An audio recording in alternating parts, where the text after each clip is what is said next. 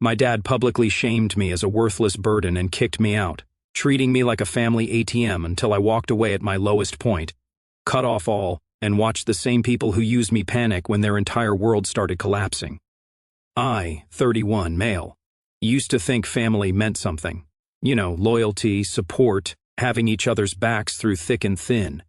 Turns out I was just the sucker funding everyone else's lifestyle while they treated me like garbage with a trust fund. This story is about how I went from being my family's reliable cash cow to watching them scramble like roaches when I turned off the money faucet. And trust me, the ending is more satisfying than any revenge movie you've ever seen. Let me introduce you to my wonderful family. First up is my older brother Tyler, 34, who peaked in high school and never recovered. This guy still talks about his football glory days like they happened yesterday instead of 16 years ago. He works part-time at a sporting goods store and spends most of his free time reliving the good old days when people actually cared about his touchdowns. Tyler's the type of guy who shows up to every family gathering wearing his old Letterman jacket even though it barely fits anymore. He's got this whole victim complex about how he could have gone pro if life hadn't screwed him over. Reality check. The guy couldn't even get a college scholarship, but somehow it's everyone else's fault that he's pushing 35 and living paycheck to paycheck. Then there's my baby sister Chloe, 26, who thinks she's an influencer because she has 847 Instagram followers. She calls herself an entrepreneur, but her business model is buying cheap jewelry online and reselling it at ridiculous markups to her 3 customers. She posts those motivational quotes about being a self-made woman while living rent-free in her parents' basement. Chloe's entire personality revolves around looking successful on social media. She'll spend her last $200 on a designer knockoff purse just to take photos with it, then eat ramen noodles for 2 weeks. The girl has never held a real job for more than 6 months because she thinks she's above normal work. My parents are just as bad. Dad's a middle manager at some insurance company who thinks he's a financial genius because he reads investment blogs. He's always got some get-rich-quick scheme that requires just a little startup capital from yours truly. Mom's a part-time real estate agent who hasn't sold a house in 2 years, but still drives around in a leased BMW she can't afford because of her professional image. And me, I was the weird kid who actually cared about school and planning for the future. While Tyler was getting popular under the bleachers and Chloe was learning makeup tutorials, I was starting my own landscaping business at 16 and saving every penny. Yeah, I know landscaping doesn't sound glamorous. But here's the thing about working with your hands and building something from nothing. It teaches you the value of money and hard work. Started with just a beat-up pickup truck and some borrowed equipment. I spent my teenage years mowing lawns, planting gardens, and designing outdoor spaces while my siblings were out finding themselves. By the time I graduated high school, I had a solid client base and enough money saved to expand. While my classmates were going into debt for college degrees they'd never use, I was building a legitimate business. Within 5 years, I had 3 crews working for me. Within 10 years, I was the go-to landscape architect for every upscale neighborhood in the county. Now, I'm running a company that does everything from basic lawn care to million-dollar commercial projects. We've done work for shopping centers, office complexes, and some of the most expensive homes in the state. Last year alone, my company pulled in just over $800,000 in revenue, and my personal take-home was more than my entire family makes combined. But here's where my best friend comes into the story. And this guy basically saved my sanity during everything that happened. Let's call him Ryan. We've been tight since middle school, and he's the only person who saw through my family's garbage from day one. Ryan's a contract lawyer who specializes in property disputes and business agreements. Smart as heck, sharp as a tack, and has this ability to see through people's nonsense instantly. He's also got a dark sense of humor that kept me sane when I wanted to lose my mind over my family's entitlement. Ryan was the first person to point out that my family only called me when they needed money. Dude, he said one day while we were working on his backyard patio. When's the last time any of them asked how you're doing? That question hit me like a sledgehammer because I literally couldn't remember a single time. Throughout this whole story, Ryan was my voice of reason and my secret weapon. Whenever I'd start feeling guilty or second-guessing myself, he'd remind me of all the times they treated me like garbage. Don't you dare go soft on these leeches, he'd say. They made their choices, now let them live with the consequences. That guy was about to become the mastermind behind the most satisfying payback story of my life. The money requests started small but got progressively more ridiculous over the years. It began with Tyler calling me up all casual like, "Hey Mason, think you could help me out with my truck payment this month? Had some unexpected expenses." What he didn't mention was that his unexpected expenses were blowing $2,000 at the casino with his unemployed buddies. Then Chloe needed help with her business investments, which meant buying more cheap jewelry to mark up 400% for her non-existent customer base. But she couldn't just ask for money like a normal person. She had to pitch it like some amazing opportunity. "Mason, I'm scaling my brand and need capital for inventory. This could be huge for both of us, right?" Because her friendship bracelet empire was definitely the next big thing. Dad started hitting me up for loans that we both knew would never get paid back. First, it was the roof that supposedly needed emergency repairs. Then the HVAC system that was about to die. Then a kitchen renovation because Mom saw something on Pinterest and decided their perfectly functional kitchen was embarrassing. Each request came with guilt trips about how family helps family and how I should be grateful for everything they did for me growing up. What exactly did they do for me growing up? Made me feel weird for caring about grades instead of popularity. Forgot my birthday 3 years in a row. Missed my high school graduation because Tyler was hungover from some party. Real family of the year material right there. The requests kept escalating. Tyler's insurance, Chloe's car payments, Dad's boat loan, Mom's credit card bills. Before I knew it, I was basically funding 3 entire households while working 60-hour weeks to keep my business growing. And the crazy part, they acted like it was normal, like I owed them this lifestyle just because I'd been successful. No gratitude, no acknowledgement, just expectation. They'd call with demands, not requests. "I need you to transfer $1,500 by tomorrow." Or, "Can you cover my rent this month?" "Never, please." Or, "Thank you." Or, "I really appreciate this." Just entitlement wrapped up in family obligation. Ryan kept warning me, "You're enabling them. They're never going to respect you as long as you keep writing checks." But I didn't listen. I kept thinking if I just helped them out a little more, maybe they'd finally see me as someone worth respecting instead of just the family weirdo who happened to make money. The breaking point had been building for months, but I was too blind to see it. I kept playing the good son, the reliable brother, the family safety net. I convinced myself I was building something meaningful, creating a legacy of taking care of the people I loved. Boy, was I wrong about that. Last Christmas was when everything started unraveling, and I was too stupid to realize it at the time I decided to host at my place since I finally had a house big enough for everyone. We're talking a 4,000 square foot custom home with a gourmet kitchen, finished basement, and enough space to seat 20 people comfortably. I went all out, hired a catering company, had the house professionally decorated, even brought in a chef to prepare a 5-course meal. The whole spread cost me nearly $6,000, but I wanted to show my family that their weird little brother had actually made something of himself. They showed up fashionably late, like they were doing me a favor. Tyler brought his new girlfriend, Jessica, some 22-year-old he'd met at a bar who spent the entire night taking selfies in my house and asking personal questions about my income. So like, "Are you rich or just comfortable?" she asked while posing next to my Christmas tree. Chloe brought her current boyfriend, some aspiring musician who kept asking if I wanted to invest in his rap career. They spent dinner talking about her brand partnerships, which meant 3 Instagram posts for companies that paid her in free jewelry worth maybe $20 total. But the real slap in the face was Tyler's speech. This guy stands up halfway through dinner, raises his glass, and launches into this whole thing about family and togetherness. "I just want to thank everyone for being here tonight. Family is everything. You know, we stick together through thick and thin. Mason's house is incredible, but what really matters is having each other. Not one word about who paid for the dinner. Not one acknowledgement that I'd spent weeks planning this and thousands of dollars making it perfect.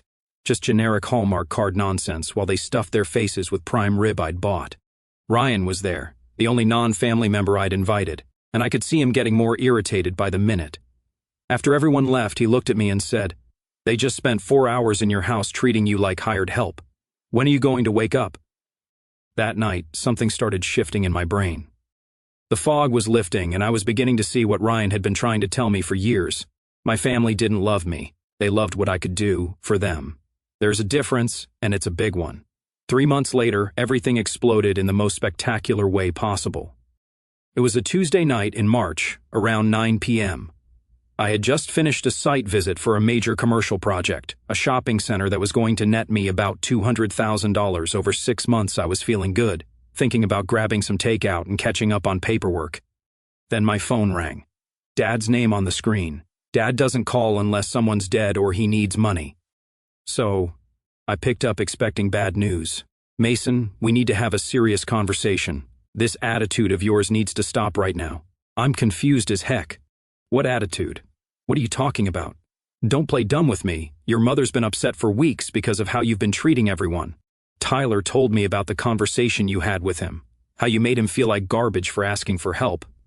The conversation he's referring to.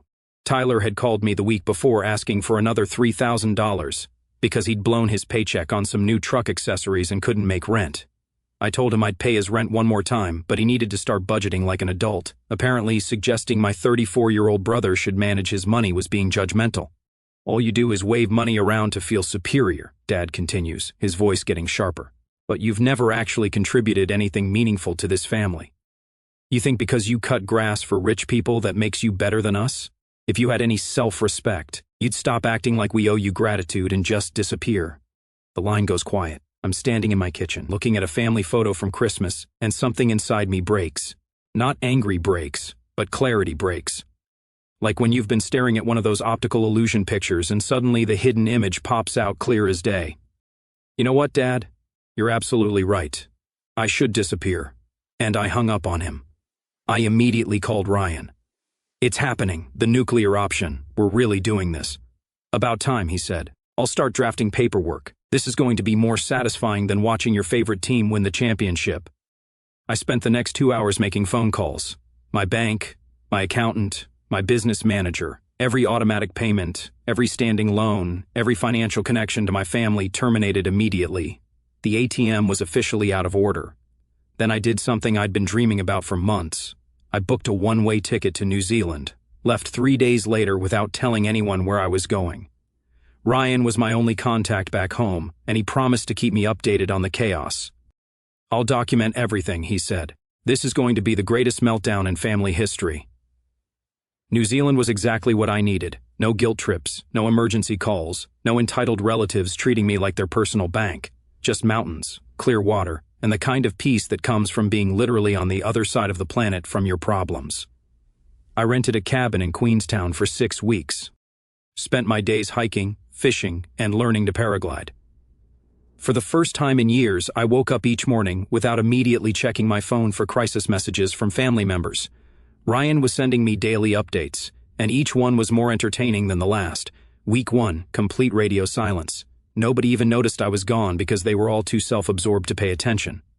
Week 2, Chloe's car insurance lapsed and her car got impounded. Tyler's truck payment bounced and he started getting repo warnings. Dad got his first notice about the mortgage being behind. Week 3, the panic calls started. Chloe called me 23 times in one day. I didn't answer a single one, but Ryan was monitoring the family group chat I'd left and sending me screenshots. Week 4, Tyler got evicted from his apartment. Chloe had to sell her camera equipment to buy groceries. Mom and Dad were suddenly 3 months behind on bills they'd never worried about before. The family group chat messages were pure entertainment. "Chloe, has anyone actually talked to Mason? My car got impounded and he's not responding to anything. Tyler, he's probably just throwing a tantrum. You know how he gets when he doesn't get enough attention. Mom, I'm sure he'll come to his senses soon. He's just being emotional." Dad, complete silence. Pride's a tough thing to swallow. But by week 5, the tone completely shifted. "Mom, this isn't funny anymore. The bank called about foreclosure proceedings. Where is he?" "Tyler, Mason, if you're seeing this, we seriously need to talk. This has gone way too far. Chloe, I'm about to lose my apartment. Please just call me back. I'm sorry for whatever we did." Dad, still crickets. Ryan was having the time of his life documenting everything. Your brother's sleeping on someone's couch. Your sister moved back in with your parents. And your dad tried to use your business credit to get a loan. The bank literally laughed at him. But the best part was what happened when they tried to get other family members to bail them out. They'd been telling everyone I'd had some kind of breakdown and abandoned my responsibilities without warning. Problem was, my cousin Amy had been watching this dysfunction for years. She shut down their sob story real quick, telling everyone exactly how much money I'd been giving them and how they'd been treating me in return. Suddenly, the extended family wasn't feeling so sympathetic to their financial emergency. Meanwhile, I'm getting updates that made my day infinitely better. Tyler had to return his fancy gym membership and started working out at the local community center. The same guy who used to post shirtless mirror selfies with captions about grinding and hustle mentality was now doing push-ups in a rundown facility with broken air conditioning. Chloe's social media presence became unintentionally hilarious. She tried to maintain her influencer lifestyle posts while clearly being broke. One day she'd post about manifesting abundance, and the next day she'd be asking her followers if anyone knew about affordable meal prep ideas. Her engagement dropped to single digits, because turns out people don't want lifestyle advice from someone taking the bus to McDonald's. The absolute cherry on top was when Dad tried to sell his vintage baseball card collection, his investment portfolio that he'd been bragging about for years. Turns out most of the cards were worthless reprints he'd bought from late-night TV commercials. The whole collection that he claimed was worth $15,000 sold for $300 at a garage sale. Mom started cutting her own hair because she couldn't afford her usual salon visits. The woman who used to lecture me about maintaining professional appearances was now watching YouTube tutorials and ending up with hairstyles that looked like she'd stuck her finger in an electrical socket. I was living my best life in one of the most beautiful places on earth, while they were finally learning what consequences taste like. After 8 weeks in paradise, I flew back to the States. But I didn't go home. I went straight to Ryan's office to plan the next phase of operation. Actions have consequences. "Welcome back, you magnificent person," Ryan said, sliding a thick folder across his desk. "Ready to see just how deep the hole they've dug themselves?" The situation was even worse than I'd imagined. Tyler had been fired from his part-time job for missing too many shifts while dealing with family drama. Chloe's influencer career was officially dead because she'd had to sell all her equipment and move back home. Mom and Dad were now 5 months behind on their mortgage with foreclosure proceedings officially started. But Ryan had been busy doing more than just watching the chaos unfold. He'd been researching some very interesting legal information. "Remember that lake house your family's been using every summer for the past 8 years?" he asked. "Yeah, the one I pay all the taxes and maintenance costs for. Funny thing about that property, you're still the only name on the deed. Legally, it's 100% yours. But they've been treating it like their personal vacation home. That lake house had been left to me specifically in my grandfather's will, because I was the only grandkid who'd ever shown interest in taking care of it. My parents had always acted like it was family property, though they'd go up there every weekend, let Tyler throw parties with his friends, let Chloe use it for her social media photo shoots.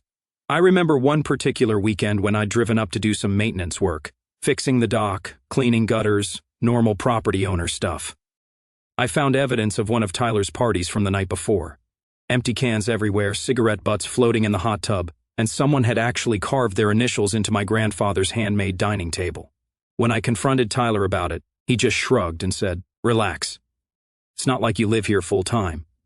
That was the moment I should have realized they saw me as a caretaker, not an owner. They felt entitled to use and abuse something that legally belonged to me, then act like I was being unreasonable for caring about the damage.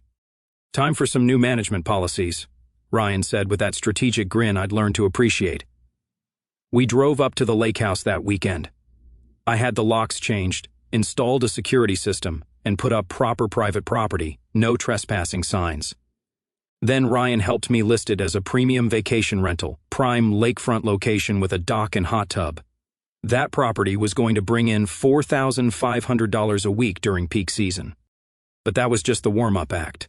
"Phase 2, he said as we drove back from the lake, "is where things get really interesting." Years ago, when my parents had bought their current house, they'd needed a CO signer because Dad's credit was terrible. Guess who'd been young and trusting enough to help them out? That's right. My name was on their mortgage, which meant I had legal rights to the property and could demand accountability for the payments I'd been covering. "We can force a sale," Ryan explained. "Market value minus what they owe equals your portion of the equity. And considering how far behind they are, they'd probably walk away with nothing." I stared at him.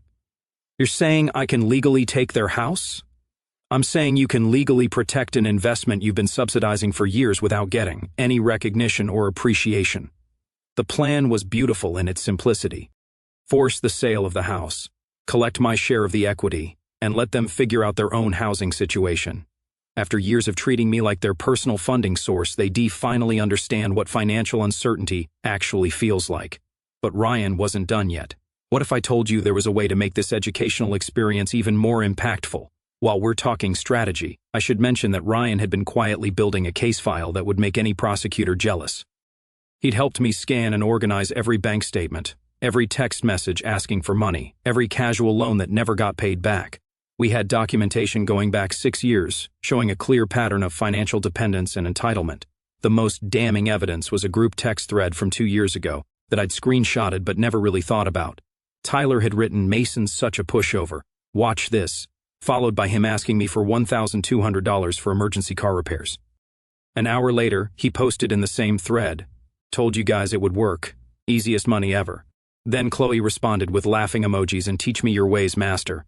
When Ryan saw those screenshots, his lawyer brain went into overdrive. "This isn't just financial abuse," he said. "This is documented conspiracy to defraud. They were literally bragging about manipulating you." Knowing that my own siblings had been laughing behind my back while taking my money was the final nail in the coffin of any guilt I might have felt about what was coming next. Ryan's final strategy was pure genius. He'd been quietly documenting everything. Every payment I'd made, every loan I'd given, every time they'd taken advantage of my generosity. And as a contract lawyer, he knew exactly how to make it all legally ironclad. "We're going to give them one final opportunity to do the right thing," he explained, "a chance to acknowledge what they owe you and start making things right. And when they inevitably mess it up, we'll have everything we need to resolve this permanently." The plan was elegant. I'd return home, tell them I was willing to help one last time, but only if they signed a formal agreement, acknowledging all the money they owed me and committing to a realistic payment plan. Ryan drafted a contract that looked reasonable on the surface, but had some very specific clauses that protected my interests. If they missed even one payment, I could legally claim ownership of any assets that had been purchased with my financial assistance. The lake house, Dad's boat that I'd co-signed for, even Chloe's car that was in my name for insurance purposes. "They're so desperate right now. They'll agree to anything," Ryan predicted. "And based on their track record, they'll mess up within the first month." I called Tyler first. He answered before the first ring finished. "Mason, thank goodness. Where have you been? We've been so worried about you." "Save it, Tyler. I'll be at Mom and Dad's house tonight at 7. Make sure everyone's there." "Mason, wait, I can explain everything." I hung up. Ryan and I arrived at their house exactly on time. I hadn't been there in months, and the place looked rough. The yard was overgrown, paint was peeling on the shutters, and Dad's boat was sitting in the driveway with repo notices taped to the windshield. The whole family was waiting in the living room like I'd called an emergency board meeting. Mom looked like she'd aged a decade. Dad was trying to act tough, but I could see the desperation in his eyes. Tyler looked like he'd been sleeping in his clothes, and Chloe was actually crying. "All right," I said, taking a seat across from them while Ryan set up his laptop. "Let's have an honest conversation." The next 90 minutes were absolutely beautiful. They fell over themselves, apologizing, making excuses, promising things would be different this time. Dad even tried to claim he'd never said those things on the phone, that I'd misunderstood his tone. Ryan sat there professionally taking notes, occasionally asking clarifying questions like the lawyer he was. "So Tyler, you're confirming that you spent the rent money Mason provided on truck accessories. And Chloe, you used the business loan for a vacation to Florida instead of inventory." By the end of the meeting, they'd signed a comprehensive agreement without bothering to read the details carefully. I was now legally owed $186,000 in documented loans plus reasonable interest.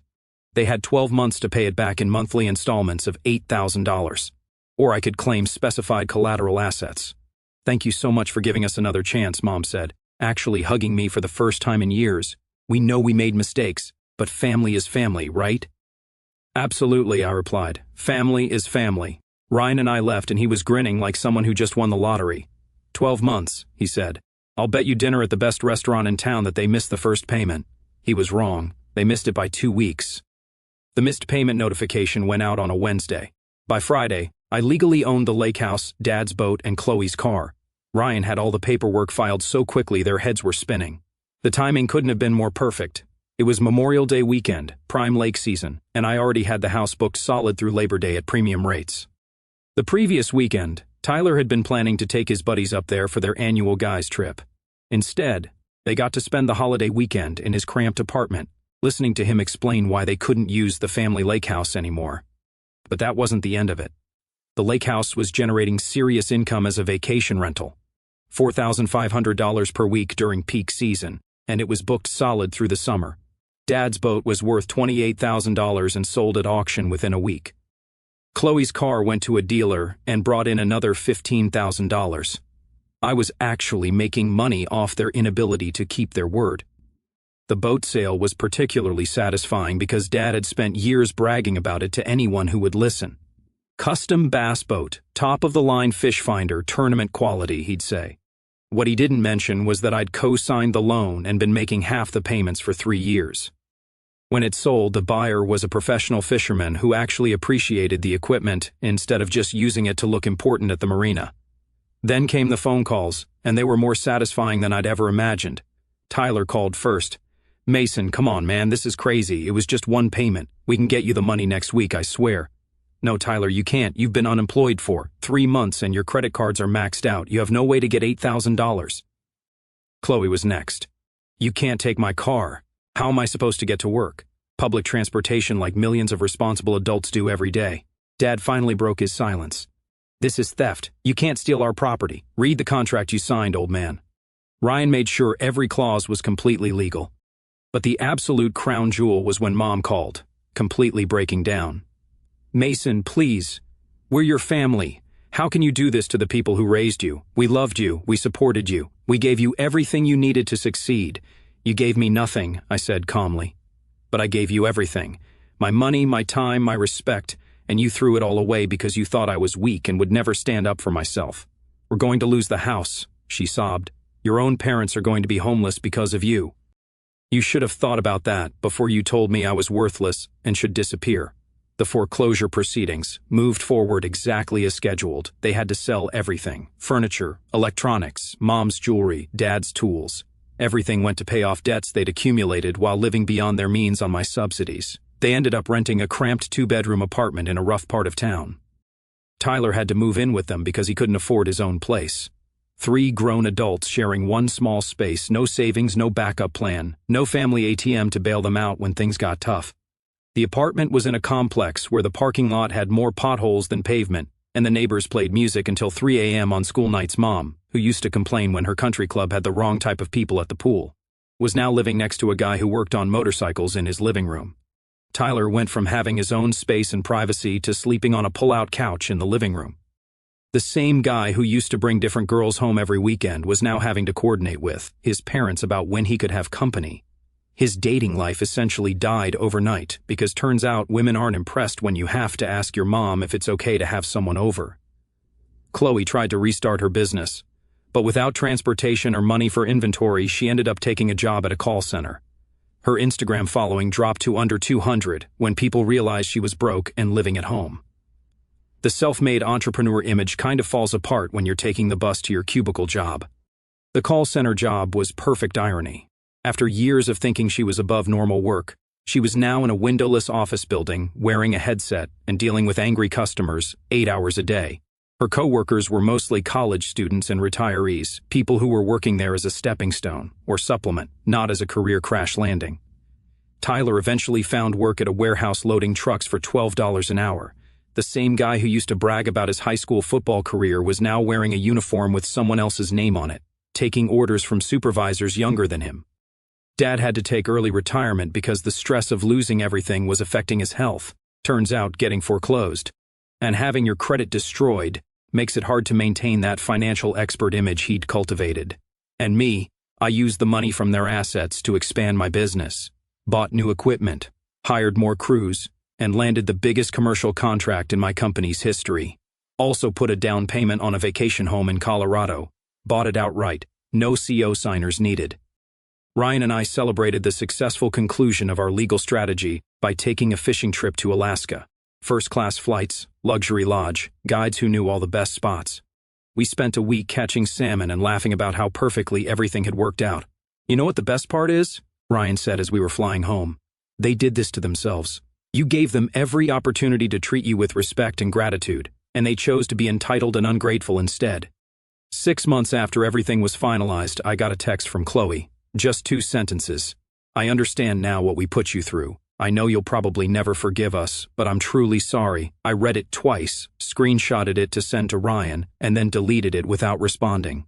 2 weeks later, Tyler showed up at my office. My secretary told me he was there, and I almost had security escort him out, but curiosity got the better of me, so I agreed to see him for exactly 5 minutes. He looked terrible, thin, tired, wearing a uniform from whatever job he was working at the time. The confident jock persona was completely gone, replaced by someone who looked beaten down by reality. "Mason, "I need to say something," he started. "I was wrong. We were all wrong. I treated you like garbage when you were the only one holding our family together." I didn't say anything, just looked at him and waited. "I know you probably hate us, and I get it, but I wanted you to know that I finally understand what we did to you. We took advantage of your success and your kindness, and we treated you like you owed us something instead of being grateful for everything you did." "You're right," I said. "You did treat me like garbage for years. Is there any chance we could ever fix this? I'm not asking for money or help. I just want my brother back." I looked at this guy who used to mock me for being responsible, who used to call me weird for caring about my future, who had spent years taking my money while talking behind my back about how I thought I was better than everyone. "Tyler, I gave you and everyone else in our family countless chances to treat me with basic respect. You chose not to every single time, I know, but there's no but. You made your choices and now you're living with the consequences just like I'm living with mine. So that's it. We're never going to be a family again. We were never really a family to begin with. We were a financial arrangement that benefited everyone except me." He stood there for another minute, maybe hoping I'd change my mind. When it became clear I wasn't going to say anything else, he left. I went back to work on plans for a new commercial project, multi-million-dollar office complex with extensive landscaping. The kind of project that would have impressed my family if they'd ever bothered to ask about my work instead of just asking for money. 3 years later, I'm writing this from my custom-built home office. 5 bedrooms, 3 acres, and a workshop for tinkering with equipment. Everything paid for in cash. No CO signers required. My business now employs 47 people across 3 states, handling everything from shopping centers to luxury hotels. Last year's revenue hit $2.1 million with 30% growth projected. I bought that Colorado vacation home and spend my free time skiing, hiking, and enjoying peace surrounded by people who appreciate, rather than use me. Ryan's still my best friend, and now my business attorney. We're expanding into commercial property development. Turns out having a lawyer who actually has your back makes business profitable and stress-free. Through mutual friends, I've heard my family's situation stabilized somewhat. They're in that small apartment, but paying bills without external support. Tyler got promoted to shift supervisor. Chloe landed a legitimate social media marketing job instead of running online scams. And Mom and Dad are managing on his pension and her part-time income after downsizing considerably. Do I feel bad?